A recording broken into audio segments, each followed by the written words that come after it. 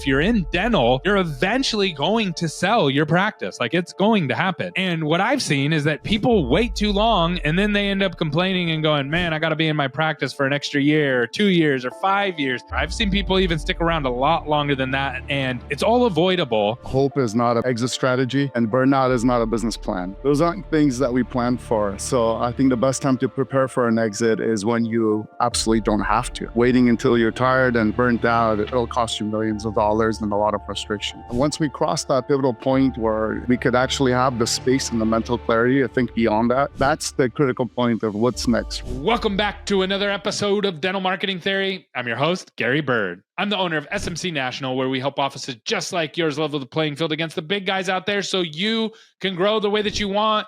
But you can't grow before you sell your practice. And most people get this wrong. They're not planning ahead and they end up working way longer than they need to just because they didn't get the right things in place. Today, I have the one, the only Jack Bayramyan. He's the president, founder, and chief clinical officer at Optimize, and he breaks down the blueprint of what you need to think through and how you need to think through it to sell your practice in the future. Even if it's 20 years in the future, what you can do today to set yourself up for success. This is a really good episode, and you're going to learn a lot from it. Even though you might not be thinking about it, you're eventually going to sell your practice. Stay tuned. You know, when people start a business, the last thing they're thinking about is selling that business. And there's a lot of things like this in business, right? You don't ever think about the liability. No one ever thinks like, man, I'm going to need to hire a lawyer someday. But if you're in business long enough, you're going to need a lawyer. And if you're in dental, you're eventually going to sell your practice. Like, it's going to happen. And what I've seen is that people wait too long and then they end up complaining and going, man, I got to be in my practice for an extra year or 2 years or 5 years. Or I've seen people even stick around a lot longer than that. And it's all avoidable.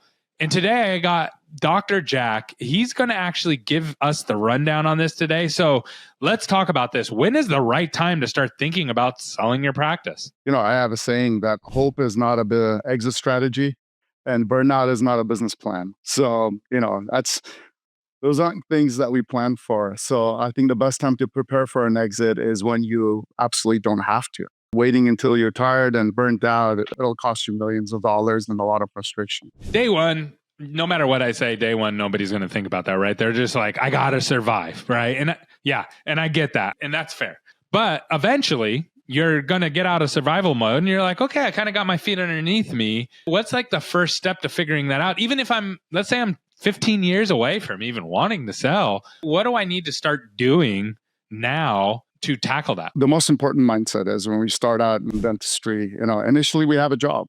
We're working and we're earning and we're going through the process of survival. Once we cross that pivotal point where, you know, we could actually have the space and the mental clarity to think beyond that, then that's the critical point of what's next, right? Is dentistry going to be on my shoulders for the rest of my life? How am I going to get out of being stuck to the dental chair every single day? How do I go on a vacation and not be stressed out and worried about loss of production and paying for my team?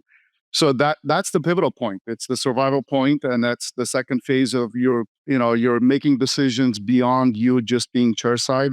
You're making decisions about expanding your freedom overall in every aspect. And a strong exit strategy, it's not just the exit itself. It's actually building freedom along the way, every single step of the way. Okay, so what are some of the landmarks or some of the areas that people need to be watching for? Because I think what happens is you get in a good financial situation, and then a lot of people put themselves, because they have money, into bad financial situations, right? I've seen it like where someone has this practice that's just cranking money. Like they're like, oh, this is easy. I don't know what everybody was talking about. Everybody said business is hard. It's not hard for me. I'm like crushing it. And then they open their second and third location, and then they're like, oh, whoops. And now they have these other businesses that are sucking them dry. I can't tell you how many times I've seen that. And people come to me and say, Gary, bail me out, figure out this marketing. And I'm like, this isn't a marketing problem. This is like, yeah, you picked a bad location with bad doctors, with bad, you know what I mean? Bad on top of, like, marketing might temporarily help, but it's not long-term going to solve that. So how do people, like, what are the things that people need to be watching for during the good times to help them carry them to avoid the bad times, so to speak. I love the fact that you say, save me with marketing, because that's, it's the answer to a lot of things, but it's not the answer to everything.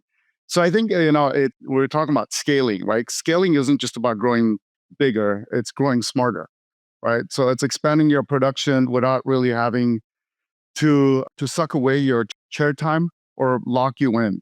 It's to expand your overall freedom. So, and the key part of scaling is building systems. Systematizing is the most important thing. So if it's not written down, it's not real. And I believe I was forced into building systems when my office manager walked away 6 months into dental practice, and I realized everything with her left. So if it's not written down, if it's not systematized, it's not real. And systems really help you create cash flow out of chaos. And that's, if you're scaling beyond one practice or two locations, having the right systems to, because you're going to walk into chaos, you're going to walk into uncertainty. And those systems, should be designed beyond just one.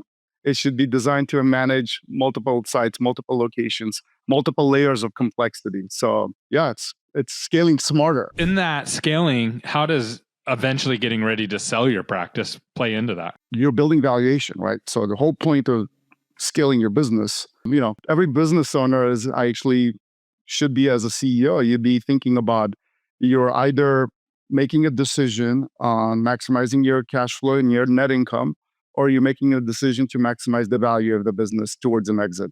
And sometimes they are competing, right? You're squeezing cash flow now, or you're prolonging the valuation later. So I think the whole essence of scaling, number one, is to, increase your freedom to walk away from Chairside and have leverage with other clinicians and doctors producing, and they shouldn't be dependent on you. But most importantly, you're scaling with an exit in mind. You're building value through scaling, and you do need systems to, in order to navigate through the chaos. All the systems break down beyond one. Marketing systems are not the same. Your teamwork, training, recruiting, all of them. So having those systems upfront as part of your business strategy and scaling strategy is okay. So one kind of changing gears a little bit. One thing that I've seen where people really get messed up is they want to sell, right? So they want to sell in 5 years or 3 years or 2 years or whatever. And what they do, they get advice. They either get the advice to spend a ton of money on growth and artificially inflate their numbers, right? And usually that's because they've been profitable. So there was room to go spend some of that money without harming the sale. But I've also seen the opposite, where they're like, you're not a profitable practice. We need to get EBITDA up. We're going to just start slashing everything. And I just actually dealt with a client with this. They're like, I'm slashing everything. I'm cutting everything. I'm cutting marketing. I'm cutting this. And I know why he's doing it, right? Like, I get it. But it's like, you're gutting, like, there's a lot of risk involved with that. What is because here's the honest truth. It costs money to grow. There's no such thing as like, I'm going to grow and not spend money. That doesn't exist. You have to spend money on marketing. You have to spend money on staff. You have to spend money on all these different things. And also you can't cut your way to growth either. You can cut your way to profitability, but that's not growth and it's not the same thing. And I know you've seen if I'm seeing this bad advice manifest itself as the marketing guy, I already know you're seeing this. So what are your thoughts on that conundrum that people face, and what's the right way to do it? Well, I think my philosophy is, you want to build a practice that you would want to buy.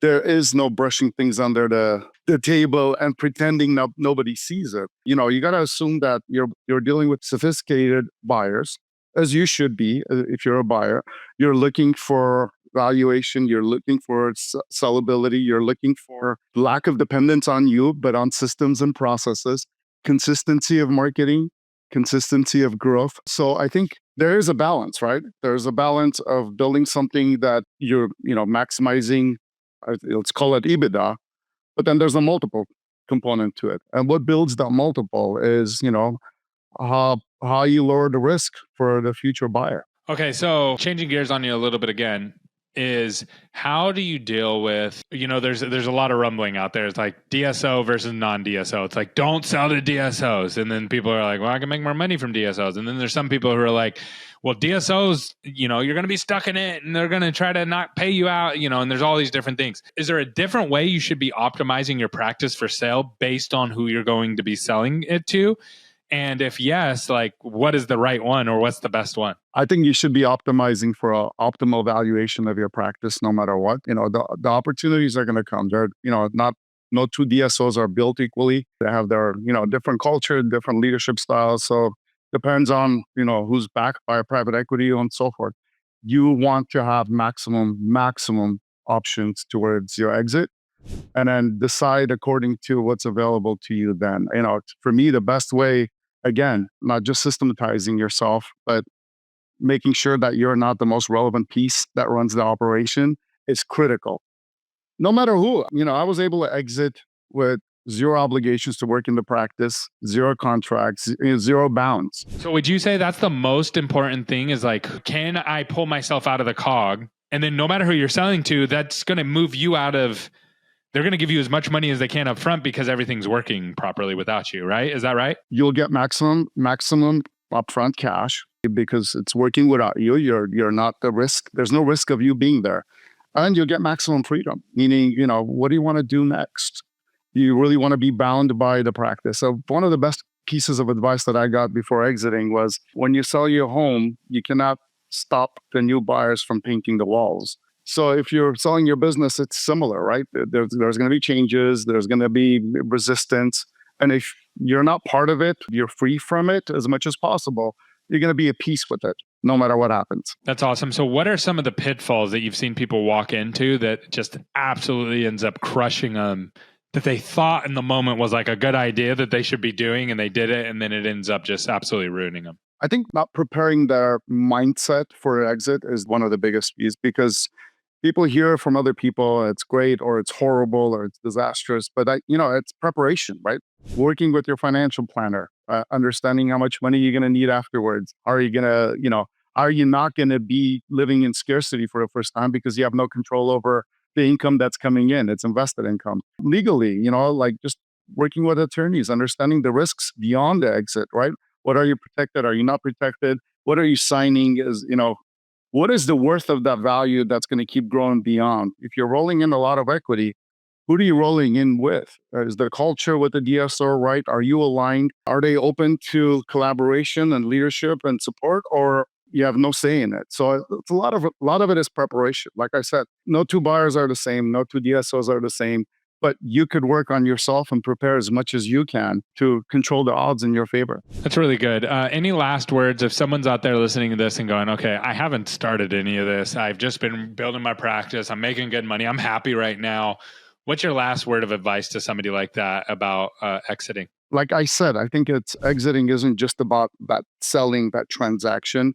It's about building a business that is sellable and living more free while you're doing it. Because every time you carve away freedom, you're optimizing the valuation of your business. And the earlier you could start, sometimes it doesn't make sense, but the earlier you could start being independent, the more valuable your business is going to be for somebody else. So bringing in an associate as fast as possible, right? Because that's like the main thing. That clinical duplication, leverage. Yeah, it shouldn't be on your shoulders.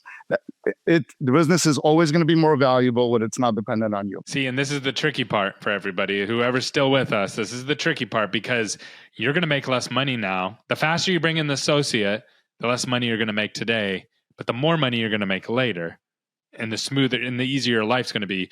So it's basically, you got to choose, right? You got to pick your journey. Do I want to make more money today by doing dentistry, or do I want to make more money tomorrow when I duplicate myself? Is that right? Is that the basic decision metrics? Yes, but it's not this or that. I think you can make more money while you bring an associate and develop a very solid business around an associate-run practice and create a more valuable exit. You talk about marketing.